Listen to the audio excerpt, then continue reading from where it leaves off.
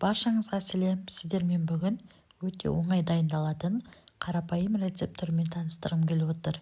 Менің каналыма тіркеліп лайк басуды ұмытпаңыздар. Қытырлақ болып келетін қуыршақтымызға 2 жұмыртқа және де тұз, шымшым және ұн қажет болады. Барлығын жақсылап араластырып, жұмсақ қамыр илейтін боламыз. Қамырымызды илеп болғаннан кейін пакетке салып жарты сағатқа холодильникке қойып қоятын боламыз. Жарты сағаттан кейін холодильниктен қамырымызды алып формаға келтіріп бөліктерге бөліп алатын боламыз. Әрбір бөлінген бөліктерді өзімізге жазуға ыңғайлы етіп дөңгелектетіп аламыз.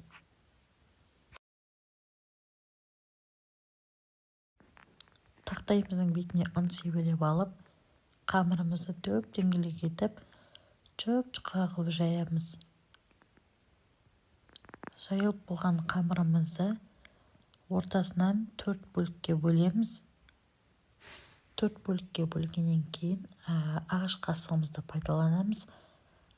Дәл видеодағыдай ағаш қасықты бөлген жерден өткізіп шығамыз да қызып тұрған майда пісіріп аламыз.